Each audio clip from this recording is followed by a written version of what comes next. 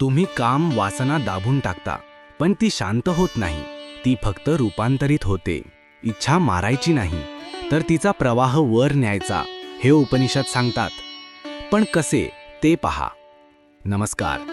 वेदांनी काम ही सृष्टीची ऊर्जा ठरवल्यानंतर आता उपनिषद या इच्छेला मानसिक आणि ऊर्जात्मक दृष्टिकोनातून समजावून सांगतात. इच्छा दाबून नाही शांत होत, ती फक्त रूपांतरित होते. तुमचा श्वास म्हणजे प्राण आणि मन हेच तिचं नियंत्रण करतात. कठोपनिषदांमध्ये एक अत्यंत महत्त्वाचे सूत्र आहे.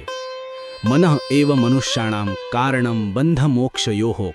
अर्थ, मनच माणसाच्या बंधनाचे आणि मुक्तीचे मूळ कारण आहे.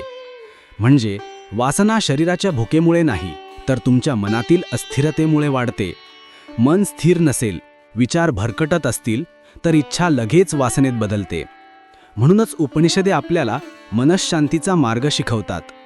उपनिषद सांगतात की वासनेचं बीज मनाच्या 3 अवस्थांमध्ये दडलेलं आहे. अस्थिर, चिंता, भीती, धावपळ, इथे वासना म्हणजे लस्ट वाढते. मध्यम, सामान्य इच्छा, जीवन जगण्याची ओढ. स्थिर, शांत मन, ध्यानधारणा, इथे इच्छा प्रेम, करुणा आणि शांत कामात रूपांतरित होते. उपनिषदांचा स्पष्ट संदेश: तुम्ही इच्छेला दमनाने मारू शकत नाही. तुम्ही मन स्थिर केलेत तर हीच इच्छा आपोआप दिव्य बनते. बृहदारण्यक उपनिषद द्वैताची संकल्पना स्पष्ट करते. यत्र हि द्वैतमेव भवति. जेव्हा मन मी आणि माझी इच्छा अशा द्वैतात अडकतं, तेव्हा वासना आणि अस्थिरता वाढते. या द्वैतातून बाहेर पडण्याचा मार्ग म्हणजे प्राणशक्तीचे नियंत्रण. उपनिषद शिकवतात की जिथे प्राण ऊर्ध्वगामी म्हणजे वरच्या दिशेने, तिथे इच्छा दिव्य. जिथे प्राण अधोगामी म्हणजे खालच्या दिशेने, तिथे इच्छा तामसिक. म्हणूनच ध्यान, प्राणायाम, मौन आणि स्वाध्याय ही सर्व वासना नियंत्रणाची साधने आहेत. या साधनांनी तुम्ही तुमच्या श्वासप्राणावर नियंत्रण मिळवता.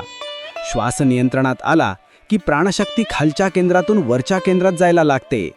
इच्छा नष्ट करायची नसते, फक्त तिचा प्रवाह वरच्या दिशेने न्यायचा असतो. वासनेला प्रेमात आणि सर्जनशीलतेत रूपांतरित करणं हाच उपनिषदांचा कामयोग आहे.